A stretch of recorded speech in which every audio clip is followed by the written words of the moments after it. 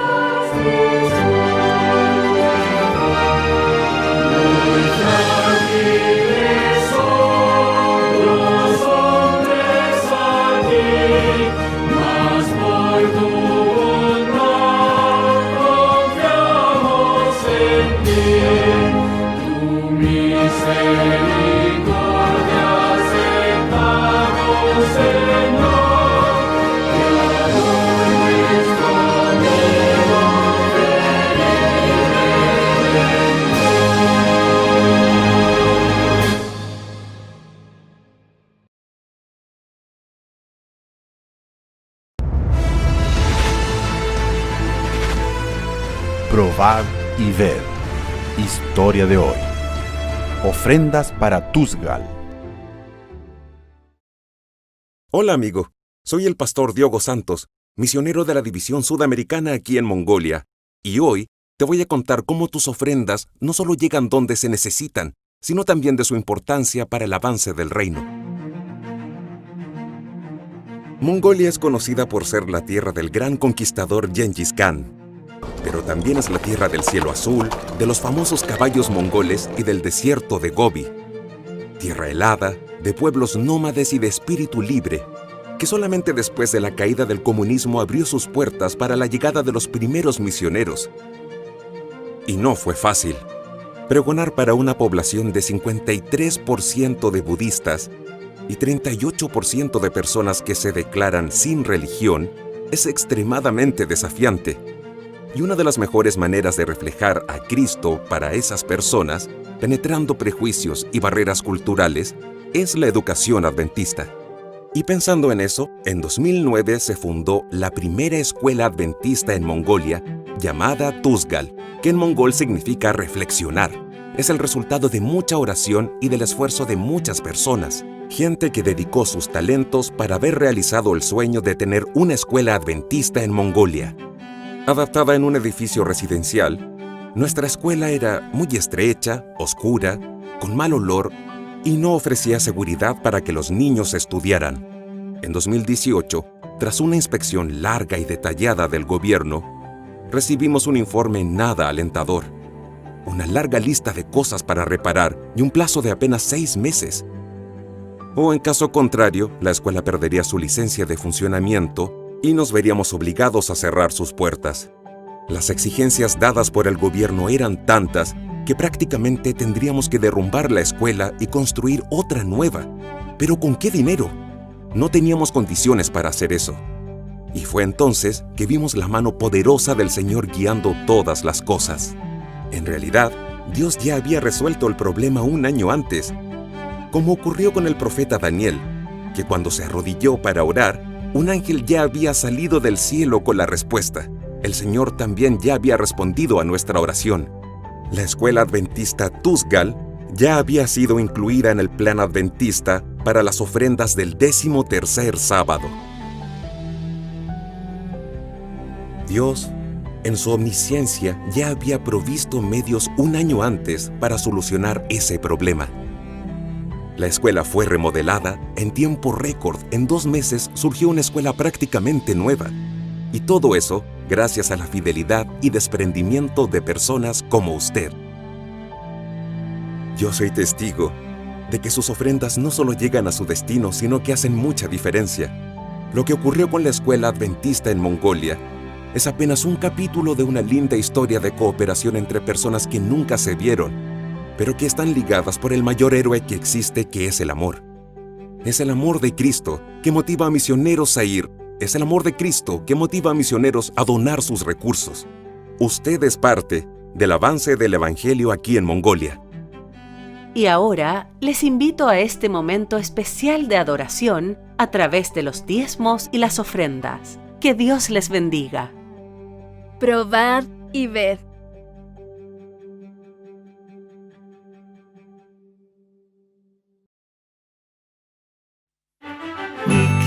Nick, hoy tendremos historia y novedad.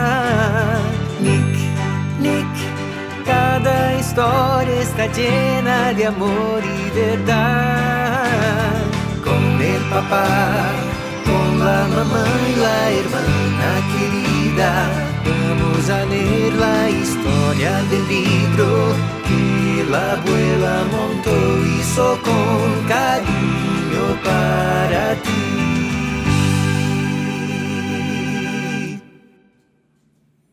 La creación. ¡Esto es muy divertido! ¡Demasiado! ¡Qué genial que hayas traído este slime, Leo! Encontré la receta en internet y mi mamá compró los ingredientes. ¡Salió muy bien! ¡Quedó buenísimo! Nick, antes que me olvide, gracias por guardar mi celular. De nada, Leo. Pero ahora, olviden el celular y mira esto aquí.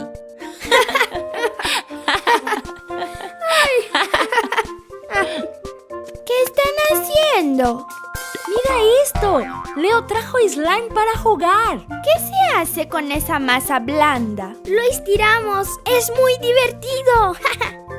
No le encuentro gracia. Mis masas son mucho más interesantes. No puedo estirarlas, pero puedo hacer un montón de cosas con ellas. Y realmente puede. Yo estaba aquí pensando, podemos usar esas supermasas en la historia de hoy. ¿Usted leerá un capítulo más de aquel libro? Bien, ¿puedo quedarme? Mi mamá tardará un poco para llegar y me gustó mucho la vez pasada. Gaby, junta tus masas y vamos para allá, a nuestro rincón especial. Tengo una idea. Nikki, ayuda a tu hermana a guardar las cosas. Yo también ayudo. Gaby, ¿cuántas cosas logras hacer con tus moldes y tus masas?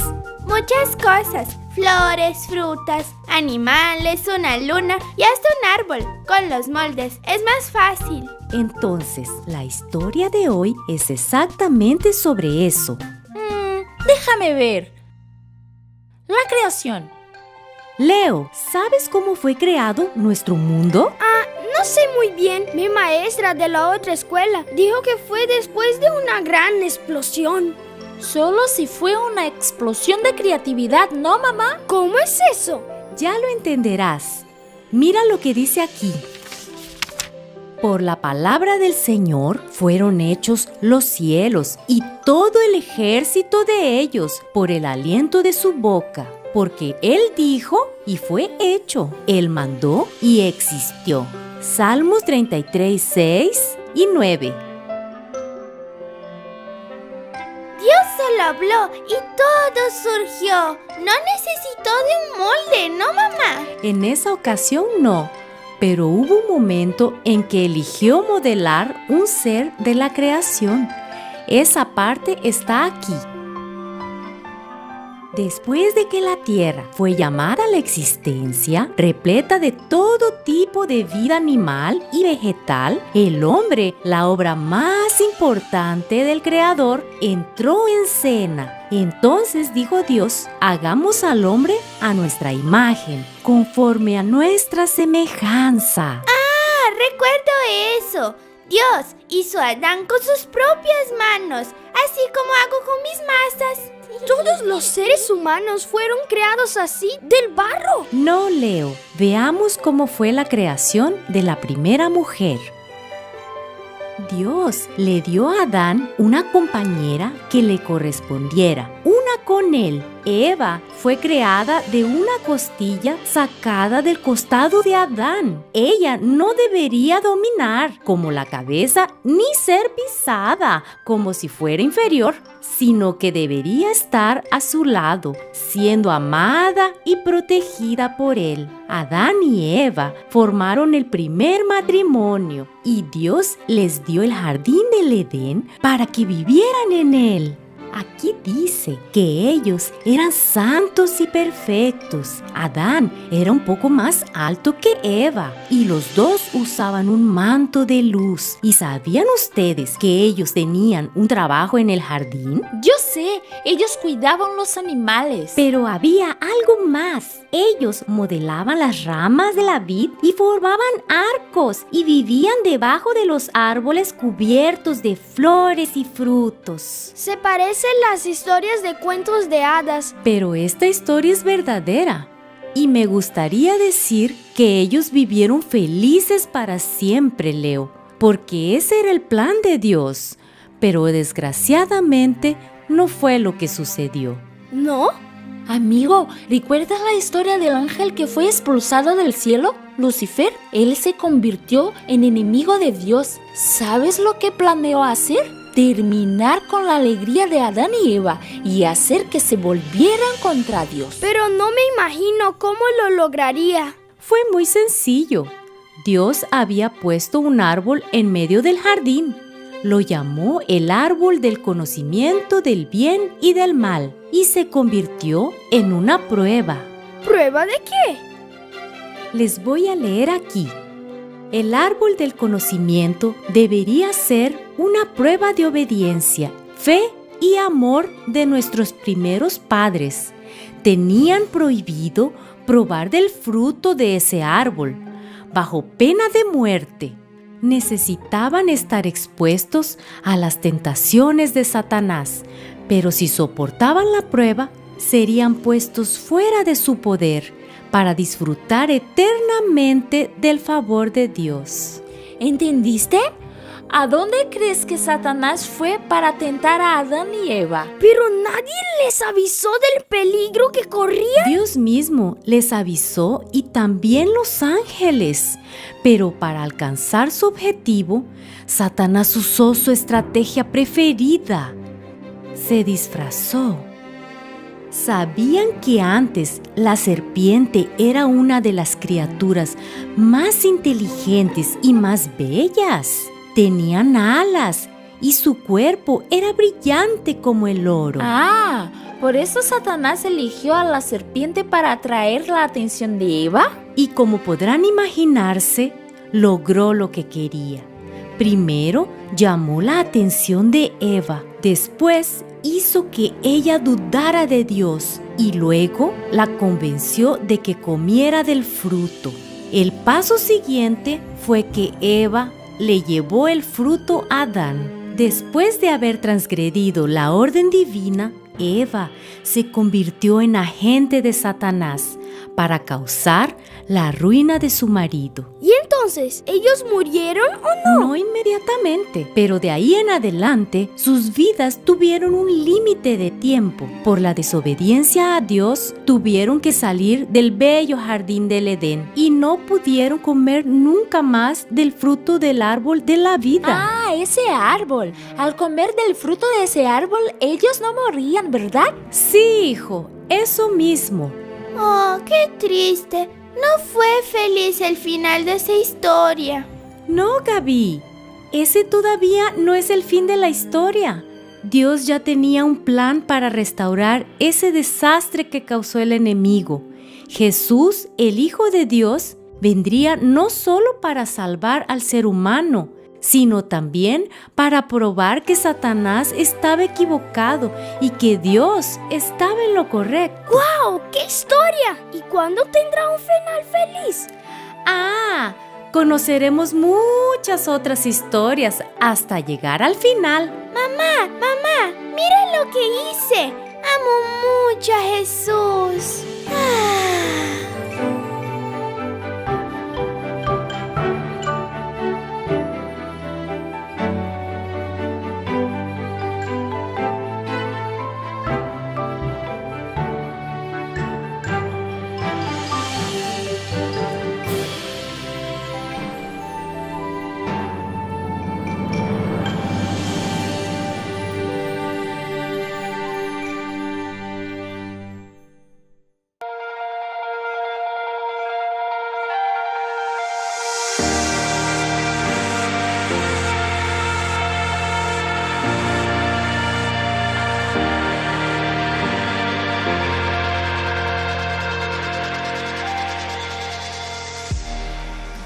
Nuestro mundo está en medio de una tormenta.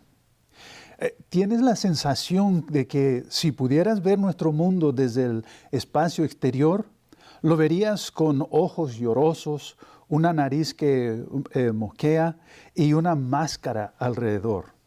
Interesantemente, en solo unos pocos meses parece que nuestro mundo ha sido cambiado.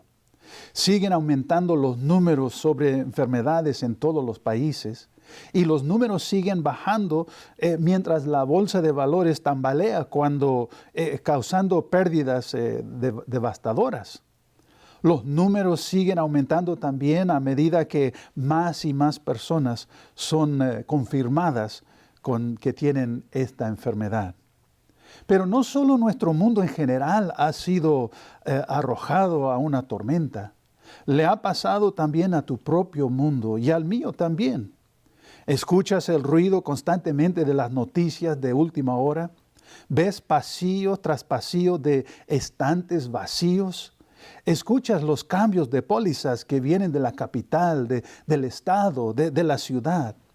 Y a veces no estás seguro de lo que pasará mañana.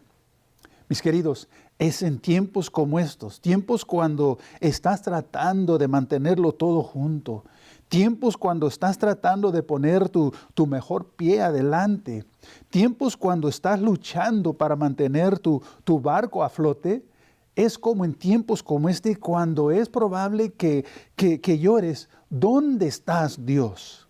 ¿No estás interesado en lo que me sucede? ¿No te importa? Pero quiero dejarte saber que no serías el primero en hacer esa pregunta. Mire, vamos al libro de Marcos, el capítulo 4, y comenzando con el versículo 31 al 41, dice la palabra de Dios. Aquel día, cuando llegó la noche, pasamos al otro lado, dijo nuestro Señor Jesucristo. Y una vez despedida la multitud, se lo llevaron tal como estaba en la barca. También había otras barcas, pero se levantó una gran tempestad de viento que echaba las olas en la barca de tal manera que ya se anegaba. Él, Cristo, estaba a la popa, durmiendo sobre un cabezal. Lo despertaron y le dijeron: Maestro, ¿no tienes cuidado que parecemos? Y él, levantándose, reprendiendo al viento, y dijo al mar: Calla, enmudece. Entonces cesó el viento y sobrevino una gran calma, y les dijo entonces a los discípulos, les dice: ¿por qué tienen miedo? ¿Cómo es que no tienes fe? Entonces sintieron un gran terror y se decían el uno al otro: ¿quién es este que aún el viento y el mar lo obedecen? Jesucristo había tenido un día llenito. Todo el día había estado enseñando a la gente y a la misma vez Él estaba sanando a los enfermos que encontraba entre ellos. Ahora ya era tarde y la gente todavía estaba viniendo a Él. Queridos, no hace falta decirlo que Jesús estaba cansado, estaba agotado y fatigado.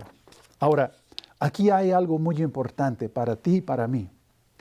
Hay que entenderlo bien, que Jesús entiende por lo que estás pasando.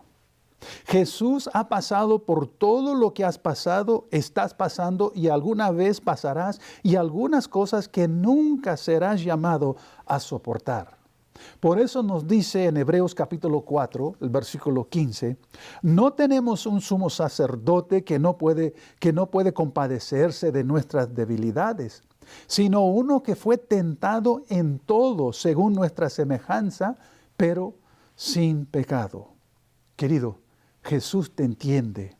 Se cansó, tuvo hambre, fue traicionado, le mintieron, sintió el dolor de los demás y siente Él también tu dolor. No hay nada que tú estás pasando ahorita que no le ha pasado a nuestro Señor Jesucristo. Y por eso te entiende y entiende por lo que estás pasando.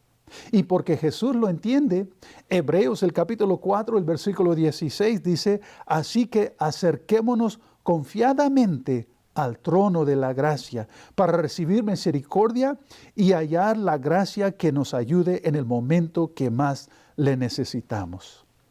porque Jesús entiende, podemos acercarnos a Él con la confianza que nos oirá y nos ayudará. Jesús estaba cansado, estaba fatigado y necesitaba descansar. Por eso entonces le dice a sus discípulos, pasemos al otro lado. Y entonces cuando despidieron la multitud, se lo llevaron tal como estaba en la barca. Pero luego la Escritura dice que hubo un terremoto. Marcos lo llama una gran tempestad. En griego es una megaseismos, que literalmente significa un gran terremoto. Como cualquier otro mar, el mar de Galilea puede estar calmado y tranquilo, y es un placer estar sobre él.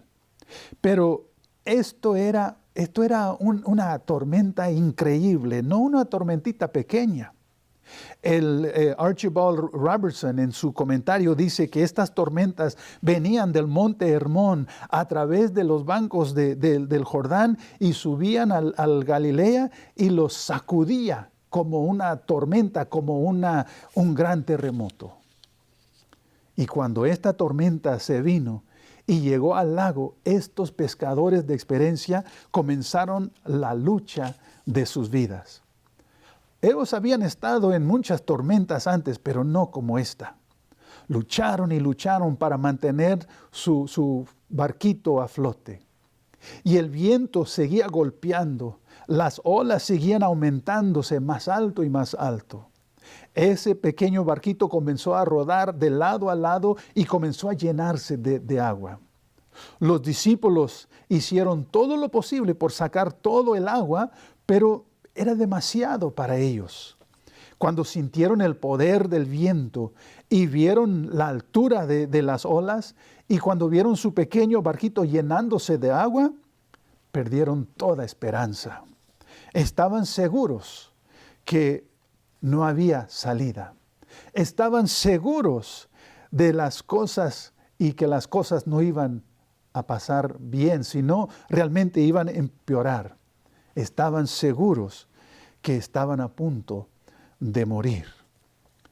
Ellos estaban tan enfocados en la tormenta, tratando de resolver todo por sí mismos, tan concentrados en la situación en cuestión, que se olvidaron que Cristo Jesús estaba en el barco con ellos. Ahora, mis queridos, aquí hay otro punto muy importante para usted y para mí pasando por este tiempo. Cuando tu mundo se ha puesto difícil, cuando parece que has perdido toda esperanza, cuando las tormentas de la incertidumbre parece estar creciendo más y más, no te enfoques en la tormenta. Enfócate en Cristo Jesús, que está más cerca de ti que tú te puedes imaginar. Los discípulos estaban tan concentrados en salvarse, se olvidaron por completo que Jesús estaba con ellos. Pensando que todo estaba perdido, viendo solo las tormentas en su vida, olvidaron quién era el que les dijo que cruzaran el mar. Llenos de dudas y llenos de miedo, y no pudiendo ver a Jesús debido a la noche oscura, se preguntaban si a lo mejor los había abandonado. Se dieron cuenta de que Jesús era su única esperanza. Sabían lo que Él había hecho por ellos en el pasado, pero ahora con todo el enfoque sobre la tormenta, se habían olvidado completamente de todo eso. El viento gritaba, las olas golpeaban, su barco se hundía y no mucho más, y todo se perdería. Ahora, no podemos culpar a estos pobres discípulos, porque usted y yo hacemos lo mismo. Nuestro mundo puede ser calmado y tranquilo a veces. Podemos estar disfrutando de la paz de esta vida. Sin embargo, como hemos aprendido, sin ningún aviso, nuestro mundo puede convertirse en un gran terremoto y convertirse nuestra vida todo al revés. Cuando esto sucede, muchas veces nos enfocamos tanto en la tormenta y cómo deshacernos de ella, que nos olvidamos que Cristo Jesús está a nuestro lado para brindar seguridad y ayudarnos. ¿Cuántas personas están pegadas a la televisión tratando de obtener toda la información que pueden sobre lo que está pasando? ¿Cuántos están descubriendo cómo obtener más de esto o más de aquello sin pensar en nada y nadie, sino cómo pueden salvarse ellos mismos? Parece que la oscuridad se está cercando y cerrando alrededor de nosotros. Y luego también comenzamos a dudar. Es que quizás Dios no nos escucha. Podemos sentir hasta la tentación de pensar que nos ha abandonado. Quizás en la oscuridad de la incertidumbre simplemente no podemos ver que Jesús está allí y clamamos: Dios, ¿dónde estás? Acuérdate, cuando tu mundo se ha puesto difícil, cuando parece que has perdido toda esperanza, cuando las tormentas de la incertidumbre parecen que están creciendo más y más, no te enfoques en la tormenta, enfócate en Cristo Jesús, porque Él está más cerca que tú te puedes imaginar.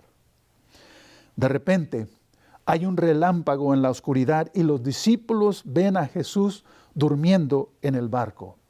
Y en Marcos capítulo 4, versículo 38, dice que lo despertaron y le hicieron una pregunta: Maestro, ¿no tienes cuidado que perecemos? Y básicamente lo que ellos estaban preguntando es: ¿cómo puedes dormir en un tiempo, en un momento como este? ¿No te importa que vamos a morir? ¿Cómo te atreves a dormir, Dios? ¿Cómo te atreves a dormir cuando estoy luchando con todas estas incertidumbres? ¿Cómo te atreves a dormir cuando estoy teniendo estos ataques de ansiedad? ¿Cómo te atreves a dormir cuando estoy luchando contra este miedo de perder mi empleo o el miedo que ya he perdido mi empleo? ¿Cómo puedes dormir, Señor? ¿Cómo te atrevas a dormir cuando estoy luchando para mantener a mi familia segura? ¿Cómo te atreves a dormir cuando he perdido un ser querido? ¿Cómo te atreves a dormir cuando las enfermedades parece que se están acumulando? Dios, ¿cómo te atreves a dormir cuando el mundo no sabe qué hacer? ¿Cómo te atreves a dormir cuando yo no sé qué hacer? En el libro Deseados de toda la gente, página 334, se nos dice que los discípulos se preguntaban cómo podía Jesús descansar tan pacíficamente mientras estaban en peligro y luchando con la muerte. Y usted y yo hemos preguntado lo mismo. Pero en Marcos capítulo 4 y el versículo 39, ahí nos dice que Él, Jesucristo, levantándose, reprendió al viento y dijo al mar: calle, enmudece. Entonces cesó el viento y sobrevino una gran calma. Jesús, piensa en esto, Jesús se para en ese pequeño barquito. Él mira la escena delante de Él, el viento gritando, las olas golpeando, el barquito se está llenando y sus discípulos están temblando. Y luego Jesucristo levanta su mano y con calma, con paz, sin ningún tipo de ansiedad, le dice al viento y al mar: paz, enmudece. Inmediatamente el viento se detiene, las nubes se van, las estrellas brillan y el mar se vuelve tranquilo y sereno. Mi querido, confía en Jesucristo, porque Él puede hacer lo mismo en tu vida. Las noticias están gritando las malas noticias del virus. La gente golpea las tiendas por la mercancía y tu pequeño barco siente que está rodando de lado a lado y puedes sentirte aterrorizado por la incertidumbre sobre esta situación. Pero si te detienes y piensas, Jesús te ha ayudado con incertidumbres en tu vida en el pasado. Escúchalo. Escúchalo mientras dice a las incertidumbres que estás luchando en tu corazón, paz, inmundece. Y siente la ola de seguridad que solo Jesús puede darte. Ahora, ¿por qué es que nuestro Señor Jesucristo pudo dormir durante la tormenta?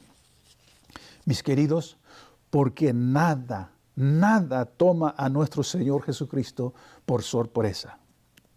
Él vio esta pandemia mucho antes de que apareciera. Él sabe de antemano lo que va a hacer. Y mientras Él mira la escena hoy, escucha su llanto gritando, ve tu corazón golpeando y ve la ansiedad en tu cara, Él entonces levanta su mano sobre ti y te dice, paz, inmundece. Jesús ya ha preparado un camino para ti donde parece que no hay ninguno. Pero depende de usted y de mí confiar en Jesucristo en medio de esta tormenta.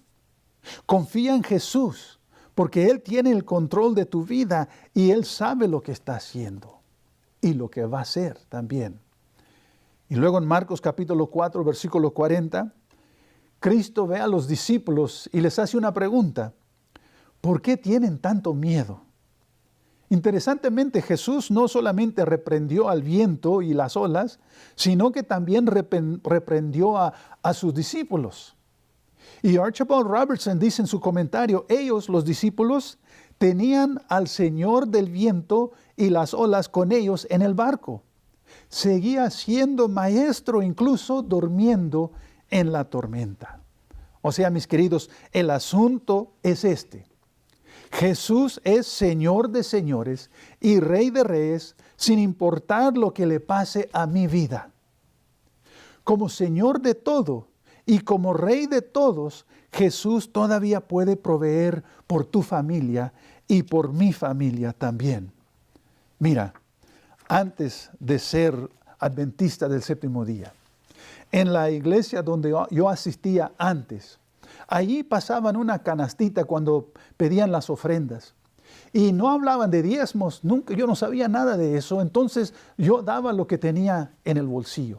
A veces era una peseta, a veces era 50 centavos, algunas veces hasta era $1.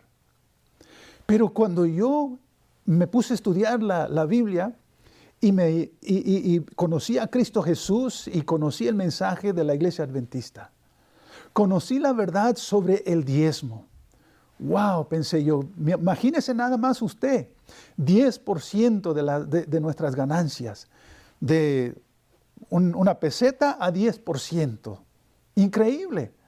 Pero yo lo creía, ¿por qué? Porque está en la palabra de Dios. Y yo vi lo que Dios hizo por mí, y por mi familia y por mi vida. Ahora, entonces yo siempre lo que hacía cuando recibía mi chequecito, apartaba el diezmo primero, ¿verdad? Usted hace lo mismo, ¿verdad? Apartaba el diezmo primero. Y luego la renta, y luego el auto, y luego luz, y lo demás. Pero quiero decirte lo que me sucedió, no solamente una vez, pero 2 veces.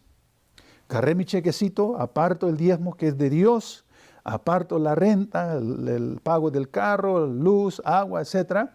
Y encontré que no tenía dinero para comprar comida. Y no teníamos nada que comer en la casa.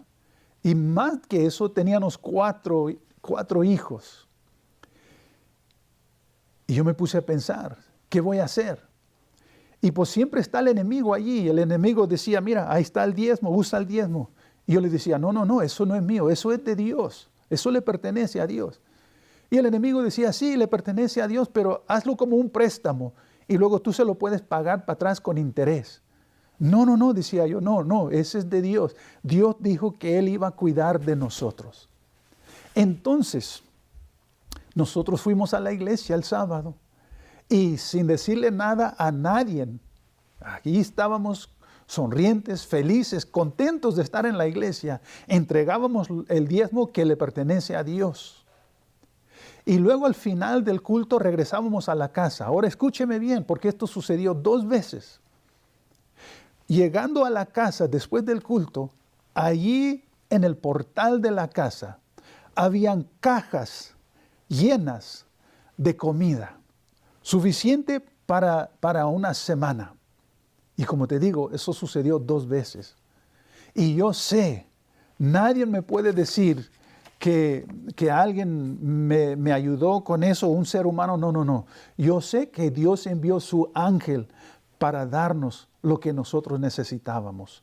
Queridos, confía en Dios, que Él puede hacer lo mismo por ti. Este mundo está en medio de una tormenta. Y tu mundo también está en medio de una tormenta. Puede ser que no sepas qué hacer.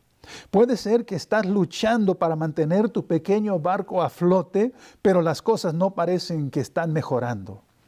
Y tal vez olas de miedo, de ansiedad, de incertidumbre están llenando tu pequeño bote hasta que toda esperanza parece perdida. Puedes sentirte tentado a pensar que Dios te ha abandonado. Pero recuerda, Jesús todavía tiene el control. Jesús todavía está en control de todas las cosas. Querido, Dios todavía está en su trono. Entonces, toma todo.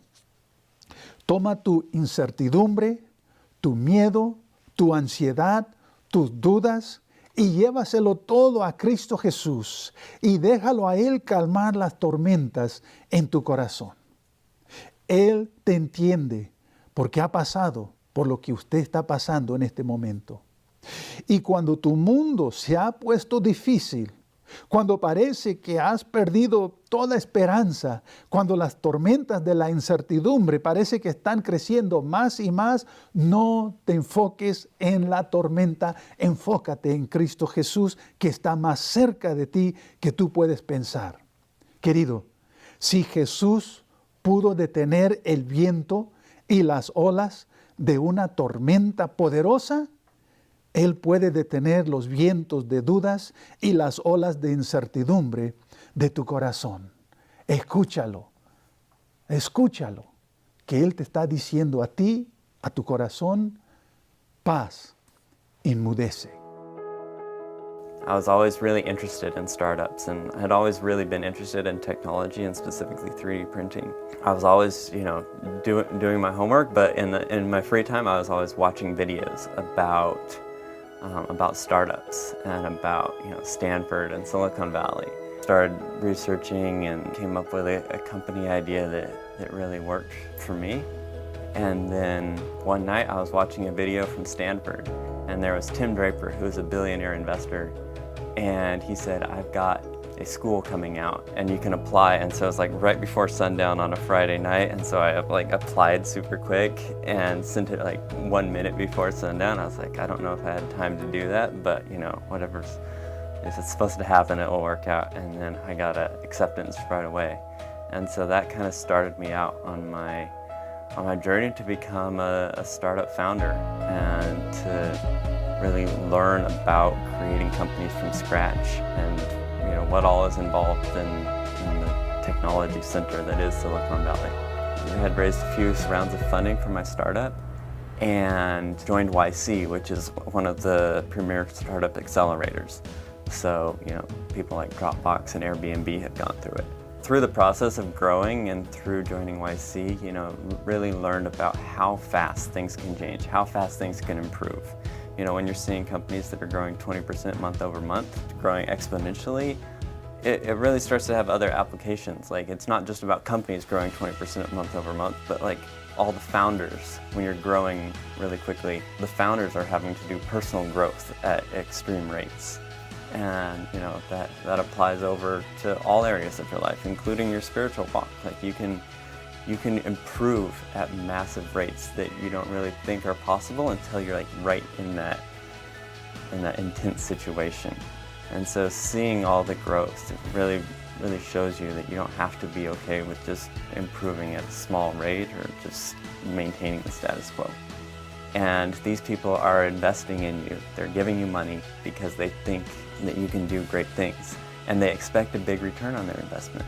that's, not unlike spiritual journey, where God has invested a lot in me and in everyone, and he's expecting a big return. So like when he's expecting a big return, you can start asking big questions of God. So that experience of literally being a steward and having the big expectations on me and being able to ask for favors from people that can do a lot for you has really been a perspective shift for me, and really applies to my spiritual walk and how I've thought about that, and how I know I can ask a lot more of God because he's expecting a lot of me.